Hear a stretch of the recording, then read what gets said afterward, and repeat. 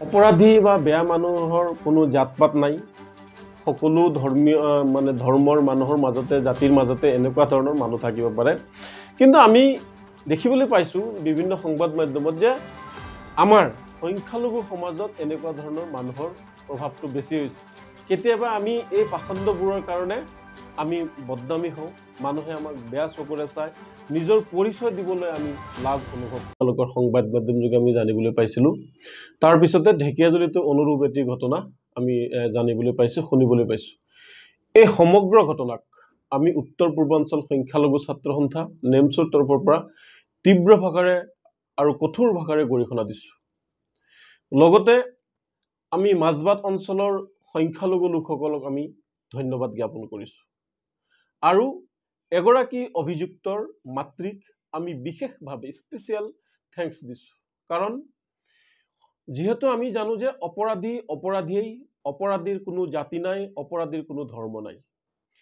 এই অভিযুক্তসকলৰ কথা ৰাজহুৱাৰ পিছত এগৰাকী মাতৃয়ে নিজৰ সন্তানক আৰক্ষীৰ ওচৰত গতাই দিয়াৰ কাৰণে যিখিনি চেষ্টা কৰিছে বা আৰক্ষীক যি গতাই দিয়াৰ যিটো ৰাইজক লৈ যিখিনি তেওঁ কাম কৰিছে আমি জানিবলৈ পাৰিছো শুনিবলৈ পাৰিছো এগৰাকী মাতৃৰ এই সৎ সাহসক আৰু বেয়া কামৰ ধিক্কাৰ জনাই গৰিহণাৰ জনাই সন্তানক আৰক্ষীৰ ওচৰত চপাই দিয়াৰ কাৰণে মাতৃগৰাকীক ধন্যবাদ জনাইছো লগতে মাজবাট অঞ্চলৰ সংখ্যালঘু ৰাইজেও এই অভিযুক্ত পাখণ্ডসকলক মানে আৰক্ষীৰ ওচৰত চপাই দিয়া আইনৰ বিচাৰাধীন হোৱাৰ যি কাম কৰিছে আইনৰ প্ৰতি যি বিশ্বাস ৰাখিছে তাৰ বাবে আমি নেমছৰ ফালৰ পৰা মাজবাট অঞ্চলৰ সংখ্যালঘু ৰাইজকো আমি ধন্যবাদ জনাইছো কাৰণ এতিয়া কিছুমান কথা ওলাই পৰিছে কোনোবাই তৃতীয় পক্ষ ইয়াৰ লগত জড়িত থাকিব পাৰে গতিকে আমি সেইবোৰ কথাত আমি গুৰুত্ব নিদিও আমাৰ এটাই অনুৰোধ থাকিব যে আমি পূৰ্বৰ দৰে আমি যেনেকৈ এই বৃহত্তৰ অঞ্চলত উৰাং মাজবাট বা ঢেকিয়াজুলিত বা বিভিন্ন অঞ্চলত আমি পূৰ্বৰ যেনেকৈ আমি হাতাম পুৰুষীয়া ভাতৃত্ববোধৰ এনাজৰীডাল বজাই ৰাখি আমি ইজনে সিজনৰ লগত মিলা প্ৰীতিৰে অহা যোৱা কৰিছিলো ইজনে সিজনৰ ঘৰলৈ গৈ আছিলো এইবোৰ যাতে কাৰোবাৰ চক্ৰান্তত আমাৰ যাতে এইটো যাতে নষ্ট হৈ নাযায় আমাৰ হাতাম পুৰুষীয়া এনাজৰীডাল যাতে নষ্ট হৈ নাযায় তাৰ বাবে আমাৰ মুৰব্বীসকলক আমাৰ জ্যেষ্ঠসকলৰ লগতে বিভিন্ন দল সংগঠনক ও ৰাইজক আমি বিনম্ৰ অনুৰোধ জনাইছো আৰু এইসকলক আমি ফাষ্ট ট্ৰেক আদালতৰ জৰিয়তে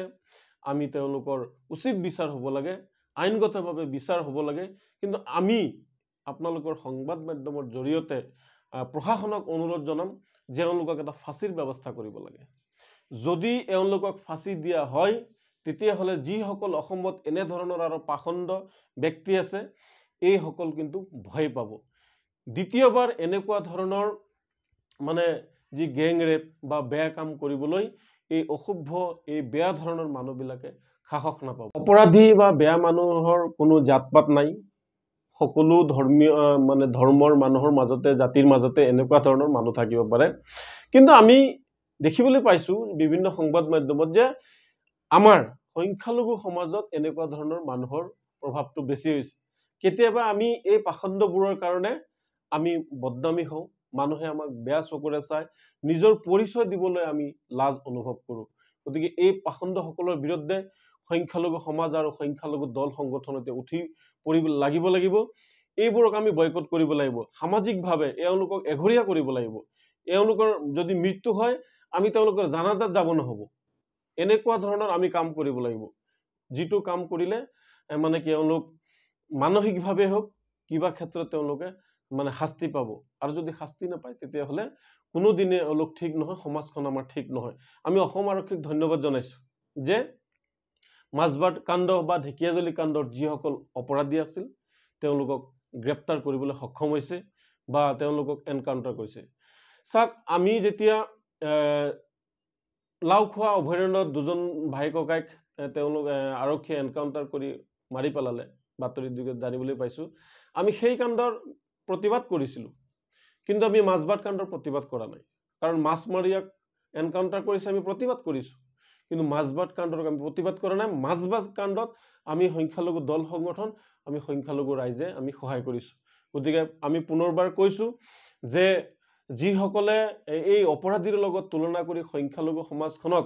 বেয়া দৃষ্টিৰে চাব বিচাৰে বা বিভিন্ন সামাজিক মাধ্যমত বেয়া কথা কয়, মই তেওঁলোকক অনুৰোধ জনাইছোঁ, এই পাখণ্ডসকল সংখ্যালঘু সমাজৰ অভিভাৱক নহয়, এওঁলোক হ'ল পাপী, এওঁলোক হ'ল সংখ্যালঘু সমাজৰ এটা মানে কালিমাখনা মানে এগৰাকী এওঁলোকৰ পাখণ্ড। এই পাখণ্ডসকলৰ লগত সংখ্যালঘু সমাজৰ কোনো উঠা বসা নাই আৰু তেওঁলোকক আমি বৰ্জন কৰিছোঁ। गोजोनथाव खौरां क'क्राझार सहरनि जेडि र'डजों नांजाबनाय गोजोनपुरी रयेल एनफिल्ड श'रुमनि गोजौआव थानाय सेन्ट्रेल भारत सेबक समाजजों गनायथि होजानाय आइएफआ बिएम इनस्टिट्यूट अफ पेरामेडिक्सआ नोंथांमोननो लानानै फैदों देहा जोथोन लाखिनायनि माखासे आयदा। लोगोसे 2024-25 मायथाइनि मुं थिसननाया सोलिगासिनो दं आरो फैगौ जोबथा जुन दानसिम मुं थिसननाया सोलिबाय थागोन। जिनै एबा एचएस नि उथ्रिसारनाय बिजाथि एबा फरायसाफोरा बे पेरामेडिक्सआव गावारि सोलोंथायखौ लानो हागोन। क'क्राझार सहरनि गोजोनपुरी एबा गांजिमा बाजारजों नांजाबनाय आइएफआ बिएम इनस्टिट्यूट अफ पेरामेडिक्सआ नोंथांमोननि थाखाय गोदान मुं थिसननाय आयदाफोरा जाबाय medical laboratory technology, first aid patient care and assistant nursing, OT technician, ICU technician, radiology technician. बेफोर कर्सखौ 2 बोसोरनि गेजेरावनो आबुं खालामनानै बीएसएस जों गनायथि होजानाय डिप्ल'माखौ लानो हागोन। लोगोसे गासैबो डिप्ल'माखौ लानायनि उनाव सोरखारि साख्रि मोननायनि सुबिदाबो दं। जुदि नोंथांमोना बेफोर कर्सनि थाखाय गोदानै मुं थिसननो गोसो दंब्ला आइएफआ बिएम इनस्टिट्यूट अफ पेरामेडिक्सनि 9395899391 एबा 9821663110 मबाइल नम्बराव थोंजों सुलाद लाहरनो हागोन।